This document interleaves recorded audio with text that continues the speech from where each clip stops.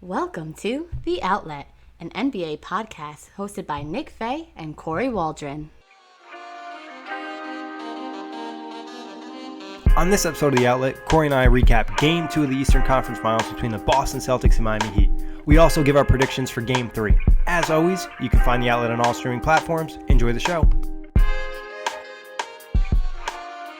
Kory, Game 2 just concluded. Miami Heat are up 2-0 after a 106-101 victory. Big comeback. Celtics were up 17 at one point in this game. Reaction to this and Miami being up 2-0, which I don't think either of us anticipated. What's going on? That's like I'm kind of shocked, right? That first half, it felt like the type of response you would want from your team after they lose game one, right? Yeah. I mean, they shot 58% from the field. Kemba was really good. Smart was still hitting shots. Tatum was good. Brown, was somewhat aggressive in the first, definitely fell off in the second. But then you had this stretch from Enes Kanter where he was being effective. Obviously, on Miami's side, they were missing some easy shots. But, I mean, they had Duncan Robinson going, which kept them in the game. Dragic was good throughout. It was really surprising how the Celtics dominated that first half and almost felt like in the second quarter, like midway through that, the Celtics could have pulled away almost, it felt like. Yeah, there were a few shots from a blowout, it felt like, at some points in this game. And you saw going into the third quarter, like, hey, if Miami doesn't come out strong, this could be out of hand because the Celtics looked really balanced in that first half. And some of that was Miami not being able to get to that, zone defense, having to play a lot of man-to-man. And that's where you saw the balance. You mentioned Jaylen Brown. Marcus Smart took a few shots. Kemba was going. Jason Tatum was hitting stuff. But then in that third quarter, that zone defense changed the game. And then also, I think offensively, Miami having more success with Bam rolling and getting those easy dunks allowed them to set up that zone defense because it's hard to do off misses. Well, and getting to the free throw line, right? I mean, they were in the bonus with what, like seven minutes left basically, in that third quarter, and that was the difference because in the first half, I think between the Celtics and Heat, I may be wrong, but they only shot like I think 10 or 12 combined free throws. Not a lot. Right, and then all of a sudden, I mean, come on, that second half took forever, right? The first half went by so fast, the second half became a little bit of a drag. But everything flipped in the third quarter. You had a tweet, the minute the Miami Heat were able to set up the zone defense in that third quarter, I think they outscored the Celtics, 37-14 or 37-16. I mean, the Celtics had no answer for it. And again, it got really Jason Tatum-y in that third quarter, and there was no Jaylen Brown. And he only had, I think, like 7 or 8 shots entering the fourth, and that's just inexcusable. You have to get Jaylen Brown more involved. We talked about this on the last recap. Yeah, you want to get him in the game. You want to get that balance because that's when Boston is most effective. When you have to worry about all those guys instead of guys trying to take the ISO possessions and attack the zone, you really need that good ball movement. When Kemba's hitting that, top of the arc three, above the break threes, it makes his zone a lot less effective, especially when he's not hesitating. He had a couple of those today, but not enough. And like you said, the third quarter scoring 37-17. Miami just dominated that third quarter. We saw something similar in game one in the second quarter, but not to this extent. And then just like they had no answer for Bam Adebayo on the rolls to the rim, cuts to the rim, whatever it was. Tice, Enes Kanter, whoever was out there, he was just getting to the spot he wanted to get to. And then when they, shut down the roll, it was a lot of Goran Dragic getting to the rim or whoever was the ball handler. Yeah, I mean, and obviously there are also a couple points. 20 turnovers to just 9 by Miami. The Celtics were very careless with the basketball. And, of course, late Jimmy Butler turned it on defensively, right? This was not a very good Jimmy Butler game throughout. But, again, Jimmy Butler was able to turn it up defensively late in the game, causing some turnovers. And I think, you're not going to win games, first off, when you have 20 turnovers. And I mentioned this on the last show and in the preview. Miami once again won the offensive rebounding battle. And this was a team that was 29th. And they were getting killed in the first half. And then the second half, they just turned it up. And they won 11-6 on the offensive boards. And this was a team that was 29th in the regular season, whereas the Celtics were 6th. So if the Celtics are going to, first off, and also, offensive rebounding generally is easier when a team is playing zone. And that was not the case, obviously, in the second half.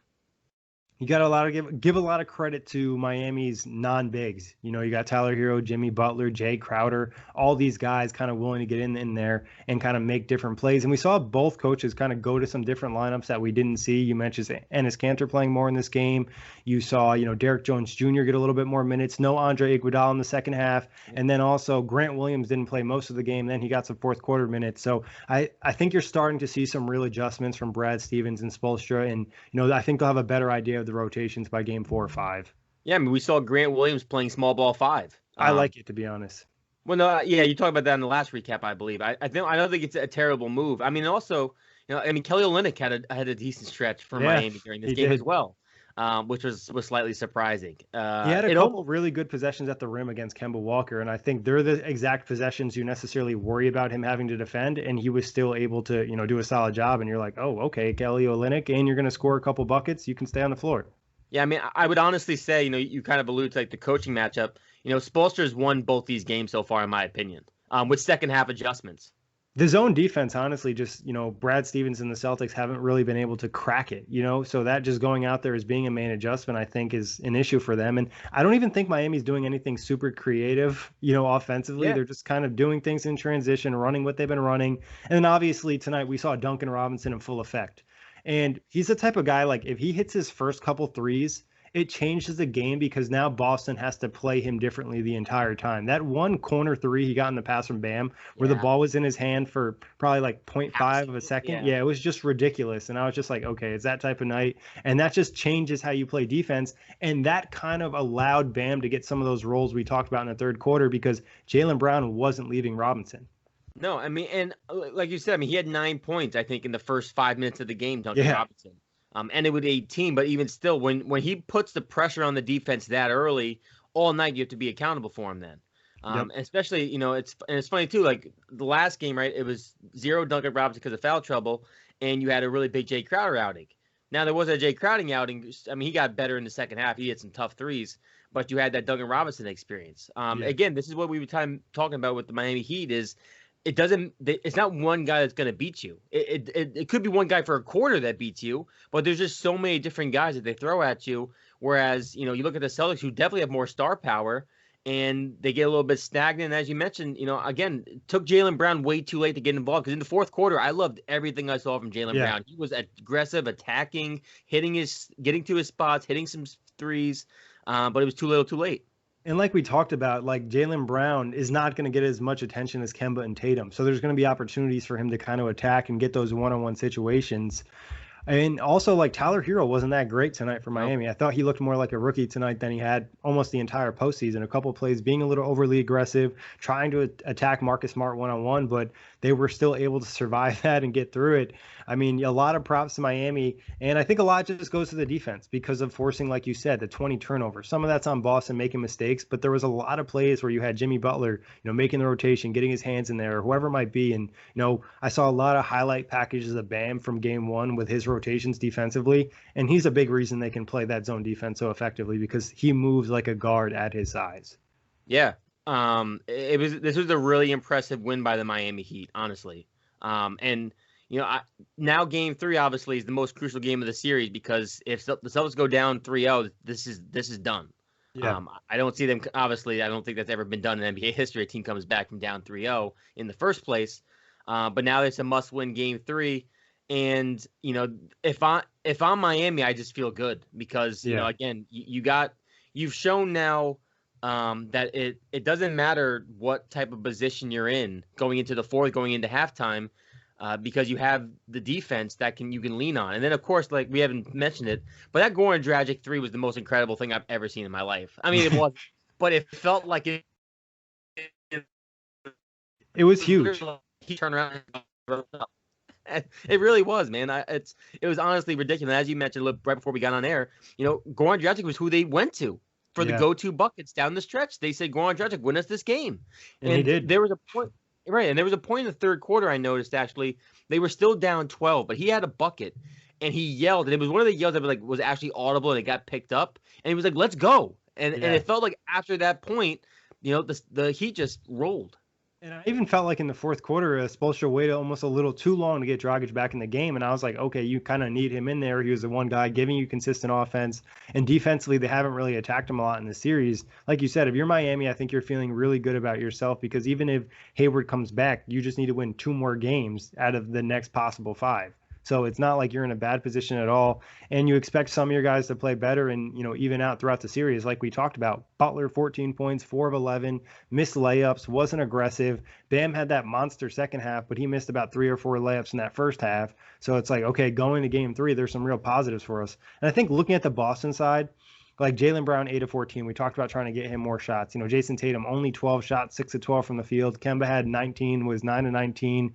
But the reason they don't even have that many shots is because of those 20 turnovers. Like if you turn the ball over, you're just missing all those attempts. And I feel like they're just kind of stagnated with that zone, and it just hurts them so much where they don't know what to do. And it's like, why not? Because you think going to the series, they would have prepped a little bit more for that. And Brad Stevens, I think on the broadcast, mentioned they want to get more cuts in there, which I think would be effective, especially with Jaylen Brown.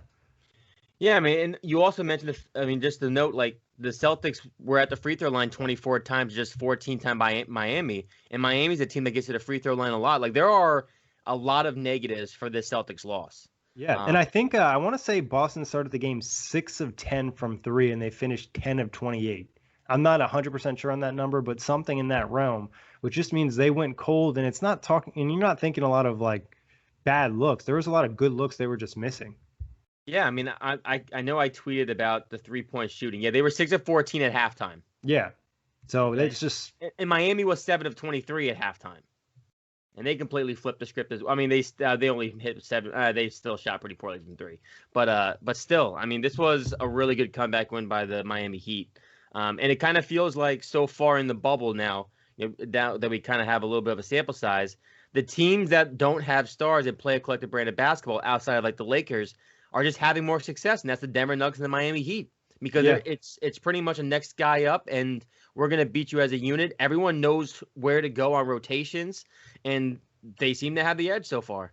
I think the chemistry and communication is just so huge in the bubble, given even if it's, a team game or whatever it is. I think even with the Lakers, the one reason they have that advantage is just like they're a well-connected unit, and it's really, being a huge factor in this. But going into game 3, what does Boston need to do to win this game and turn around the series? I wanted to ask you that question first. I don't know if I have an answer, because it wasn't like this was a terrible game by the Celtics. That third quarter really just murdered them. Without the third quarter, they're winning this game pretty, not easily, but successfully. Yeah, it's my favorite kind of term. It was a turd quarter. Yeah. It was a turd quarter. It was the worst possible way to come out of the break. I mean, I guess it could be as simple as take care of the basketball. I mean, you're not going to win games giving up 20 turnovers. Yep. And you got to win the offensive rebounding, especially if you're the Celtics, who are already giving up some size. You can't afford to lose turnovers and lose offensive rebounds against a team like Miami, because they make you pay for it. And I don't even think a lot of the offensive rebounds are just like Miami being bigger or stronger or anything. It's just effort plays. Guys are just putting in the effort to get those offensive rebounds, getting in position. And some of it's like Miami doesn't necessarily have, like Jimmy Butler's not going to sit at the 3-point line. He's going to kind of attack, where some of Boston's offense just almost sits back. But I think the answer would just be going into ways to attack the zone. Like, you can't let Miami get into this zone defense that's giving you so much struggles. And if they do, I think Brad Stevens needs to have maybe a few set plays for this team where, hey, we're good to go. We can set up here. This is going to lead to a Jaylen Brown 3 or a cut to the rim. I think there's enough things they can do now, seeing the zone for, multiple quarters in this series, to come out and make adjustments. And I think Jaylen Brown being impactful the entire game, Jason Tatum being impactful the entire game. I felt like maybe they got away from trapping Kemba as much and allowed him to kind of score a little bit, and it almost benefited them because the other guys weren't getting involved. And we talked about Boston. Like, they need to find a balance of getting their big scores in rhythm, and it's going to be even harder if Gordon Hayward comes back. I didn't even think to mention it. The second half, we finally got the bad Marcus Smart half, shooting wise, in which he was taking too many shots and wasn't hitting them. Because I think he had made 4 shots in the first half. I don't know how many attempts, but he only finished with 5 makes. So he only had 1 make the entire second half. And 4 turnovers. So that's, again, Marcus Smart getting overly confident, which has been a problem for him in the past. And then he starts letting it fly too much. That's when the Celtics get out of rhythm. And again, take away 4 of those shots, give another 4 shots to Jaylen Brown, who clearly had it going. And there was also a point in the third quarter where Jaylen Brown looked noticeably annoyed at how many wide open looks he had, and he wasn't getting the ball. Yeah. It was one of the body language things I know, is being a little detective. There you go, Kory. I think also looking at just like Tatum, Smart, and Walker, 14 turnovers combined between those 3 guys. And you just can't have that. Like, it's not going to be successful, especially for a guy like Marcus Smart, who shouldn't necessarily have the ball in his hands as much. If it happens with Kemba, it happens with Tatum, you're their ball handlers. They're going to have a lot of usage rate, whatever it might be. But they just need to find a way to be more composed and under control in that system. And like you said, find those shots for Jaylen Brown, because it's like he literally disappears. Like you forget he's on the court almost for periods of time. I mean, I'm not gonna lie, I completely did. The second and third quarter, I didn't even notice Jaylen Brown. There wasn't much Jaylen Brown. And then all of a sudden in the fourth quarter, he attacked right off the rip. And I was like, all right, Jaylen Brown's here. I was like, we need this. They need more of this. And again, like I've said this 2 times already in the pod, it was just too little too late, because Miami had already solidified themselves and had all the momentum back. Yeah. And I think also for Boston to kind of prevent that zone, even on makes, try to really push the pace. Yeah. Like don't let them get set up, because you have to set up the zone. If you don't, it's going to be easier to attack. If it's a 3-on-3 situation, whatever it might be, and you have ball handlers, you have Kemba, you have Jaylen Brown, you have Jason Tatum, even Marcus Smart, just kind of get it down there, get yourself in man-to-man, where I felt like they were a lot more successful scoring than against that zone. And for Miami, what do they have to do to kind of, almost guarantee the series? I mean, it's almost as scary as if you get Jaylen Brown and Bam Adebayo going. Wait, what did I say? Did I say Jaylen Brown? Yeah, you meant Jimmy Butler. Brown. Yeah, I meant Jimmy Butler and Bam Adebayo get going early, right? I mean, if they don't have a bad first half, this is probably a clear-cut Miami win. Yeah. So I think it's just Jimmy being a little bit more efficient. Again, I'm not even worried about Jimmy Butler, and we need he's a prime example of why scoring points really doesn't necessarily matter as much as maybe sometimes we think it does, because he impacts the game on so many ways, even though he definitely didn't have a great first half. And I would just say, Bam, like you said, Bam missed 3 or 4 easy layups in the first half. That's a completely different game if he makes those. We're going into halftime maybe tied if Bam makes those layups along with Jimmy Butler. So I think those two guys just being more efficient coming out of the gate. And, Crowder's been, for his career up and down, but again, he had such a good second half hitting threes. It's almost and he's good defensively. He understands the rotations. Yeah. He's really been an unsung hero for them. And everyone thought Andre Iguodala trade. Oh God, we got Iguodala. He's going to help us win a championship. Yeah. Nah, it's Jay Crowder. It was the Jay Crowder trade after all. Yeah, he's really been good for them, and he's the type of versatile piece that you need. Where he's gotten one-on-one situations with Jason Tatum or Jaylen Brown. He's not getting embarrassed, and he really understands his zone, being a veteran. Yeah, I mean, honestly, there's not much I could say the Heat need to do better than this game. Keep running the zone, keep making Marcus Smart take jump shots. Maybe let Marcus Smart hit 2 threes early on, so then he has confidence for the rest of the game. But you definitely want to keep attacking the paint, because even like you mentioned, and I know I tweeted at you, and because Enes Kanter was playing good. No, he was good for a couple minutes, and right. They didn't attack him. Then hey, you can leave him out there if he's not getting attacked. Right, but I think we kind of both know, if Bam had made 2 of those layups, right, Kanter wasn't having that good of a game. You know what I'm saying? Yeah. When Stevens might even pull him.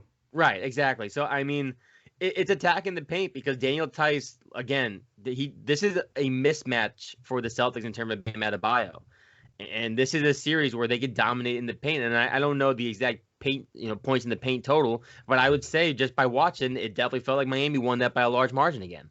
It didn't even feel like they had trouble getting in the paint too. You know what I mean? And when they got there wasn't much resistance because of Duncan Robinson hitting those shots, Tyler Hero, fearing them at the 3-point line, even Dragic, and just having that spacing. It's hard to really defend these guys when they're attacking. And I think for Miami, like you said, I think if I'm Jimmy Butler, I'm coming out aggressive in this game. I know he usually likes to wait until the fourth quarter to really attack, but set the tone early, try to get this lead, and you win game 3 like we talked about. It kind of, ends the series. There's obviously some slight chance, it's never been done, but you feel really, really good about what's happening. And I think at some point we have to assume Goran Dragic is going to cool down and not shoot 50% from the field and 40% from 3, but I don't know at this point. I mean, the Miami Heat are now what? They're 10-1. Yeah, they're 10-1 so far in the playoffs. They're the hottest team, and they're the hottest team in basketball now. I don't even think that's a hot take. They're the hottest team in basketball. Yeah. And like you said, Goran Dragic is, he's 34 years old, and he's playing the best basketball of his career, I would say. You can tell him and Jimmy Butler really hit it off. They're cool, and they're just that's the vibe. He was waiting post-game for him. Jimmy Butler did, I don't know if you were watching this, though. Jimmy Butler did the interview, and Dragic was waiting, and they walked back to the locker room together, and Dragic wasn't even in the interview. I think like we talked about Jimmy Butler a lot, obviously, on the show for different reasons in the past, not getting along with teammates. It feels like everybody on Miami likes Jimmy Butler and they're about the same stuff. You know what I mean? Bam, Goran Dragic, Jay Crowder, Tyler Hero, Duncan Robinson. Like nobody on this team isn't about the same style that Jimmy Butler's about. And I feel like that's why they're so well in sync, because they all have that crazy mentality and like that toughness that we're not going to lose. I don't really care who we're playing. Well, it goes to one of the points that you always hammer home on the outlet is it's about culture. Yeah. And Miami just has one of the most sound cultures in the NBA of, if you're going to come here, we are going to work extremely hard. We may not be the most talented team, but we're going to be one of the hardest working teams. And Jimmy Butler is the definition of a guy that works his ass off. You know, we know the 3 a.m. workouts and all of that stuff that goes with them. And like you said, all of these young guys came in with the same mentality of, okay, I can match that guy. And, you know, even having a guy like Haslam. I was going to say, he is a big piece of this culture. He's a guy that's been around for the championships, and he knows what Spoelstra wants. Right. And I saw a quote from him today, and he said, I'm 40 years old. I got 60% body fat. What's your excuse not to work as hard as me? Yeah. And a guy like that is setting the tone. Like, I mean, you know, they all answer the call. Yeah. And that's literally been the Miami Heat season to this point, is that they work extremely hard. They're for each other. It's a collective unit. I mean, it's a really fun brand of basketball, honestly. It's actually one of the most fun teams I can remember watching, in which there isn't a star on the team in a long time. Yeah, non-superstar. Jimmy Butler's still a star. Yeah. Sorry, Jimmy. I'm not just. I love you. Pat Riley too. You got to give him a lot of credit for setting that culture at the top. It's more than just Spoelstra and Pat Riley and Jimmy Butler and Udonis Haslem. It's the entire organization and what they're trying to do, and it's a type of thing that's kind of carried over. Before I ask you for your Game 3 prediction, do you want to change your series prediction? We both went Celtics in 7, I believe. We both did Celtics in 7. Do you want to change it up now? It's Miami. It's Miami in like 5. I don't know, man. Miami in 4 now. I mean, honestly, if we're being revisionist and we can change our takes all the time, it doesn't really matter. But right now, after everything we've seen through 2 games, it's Miami. I'll say Miami in 6, because I'm expecting Gordon Hayward to be back by no later than Game 4. Yeah, I think we could see a scenario where it's, hey, Boston wins Game 3, Miami wins Game 4, and then Boston, I guess, maybe squeezes out another one, and then you see Miami finish it out. So I think Miami in 6 seems like the most likely thing here, but I'm not going to change my pick yet, because I think the series can change in Game 3, especially if Hayward's back, and being that player that can give them another veteran, a composed guy that can make plays against that zone could be huge. But we really have no idea what to expect from Gordon Hayward, because he's coming back from an injury and he hasn't played in, weeks. Yeah, I mean, from what I heard, I'm sure you heard the same mid-game interview. He's been practicing. He was upgraded to doubtful before tonight's game. He has good lift. The only question is what's his conditioning at. But even still, the Celtics bench isn't great. So if you're still adding Hayward off the bench, even, like, I'm not even saying he needs to put it back into the starting lineup. I would keep the starting lineup how it is. But you adding Hayward off the bench for an additional 20 to 25 minutes, even for 2 games, just to having another guy that's a threat to score would open up his offense slightly more, because, again, Hayward is a way more consistent shooter, and you trust him out there more than you trust Marcus Smart, at least offensively. Yeah, and I think he just has a little bit of that composure of being a veteran to understand what they're trying to do with the zone and just give him that extra spacing. And like you said, you could work him back slowly. Semi Ojeleye probably doesn't need minutes. Romeo Langford got hurt. His minutes are going to go away. Yep. You could probably limit Brad Wanamaker's minutes, and then all of a sudden you have 20 minutes for Gordon Hayward there. Even though I will say Brad Wanamaker, at least in the first half, another strong outing off the bench. He knows what he has to do. You know what I mean? Like, he completely understands his role. He's not an amazing player, but for his role, he essentially kind of perfects it. There's nothing crazy about his game. Good hustle player. You got to respect that. And funny enough, he's the oldest guy in the Celtics. I was about to say, oldest guy in the team somehow. Game 3 prediction. What do you got? Beat me up, Scotty. I'm going with the Celtics. There's no way. I have a hard time. I mean, again, we said this 2 minutes ago. If the Heat win this game, I'm telling you right now, it's over. Obviously, it's 3-0. There's just no way that I see this Miami team blowing a 3-0 lead. I could not fathom. It's almost hard to see them blow a 2-0 lead, to be honest. No, you're right, 100%. Especially, it just, again, and I saw the point differentials for, I think, Miami. They've trailed almost majority of their games. Yeah. And they just fight back. And I think that says something about a team that's so resilient. Especially when you look at a team across West the Nuggets, they're the same way. They're a team that they're never out of a game, and that's a scary thing in the playoffs. Yeah, it's really tough here. I mean, I guess Boston, you're hoping Gordon Hayward bounces back and Jaylen Brown gets involved, Jason Tatum gets involved, and you kind of see everything pop. So I'm going to go with Boston in Game 3, but like you said, if Miami wins the next game, it's over. There's really no comeback from that. And even right now, I'm not feeling confident about my Boston in 7 pick. I think, Miami at this point is probably the favorite to win the series because they're just not the type of team that's going to lose 3 games in a row. Like even seeing them lose 2 games in a row almost seems hard at this point, given the way they're playing and the adjustments that Spoelstra is making. Not to mention, let's keep in mind too, the only game they lost was in overtime by 3 points. Yeah. And, Chris Middleton was lighting it up. So right. I don't know. It's going to be interesting stuff. Obviously, you can catch us back on here. We'll be doing Game 3, and we're going to start the Western Conference Finals tomorrow. As always, Kory, a pleasure. Big thanks, everybody, for listening. Peace out, Knuckleheads.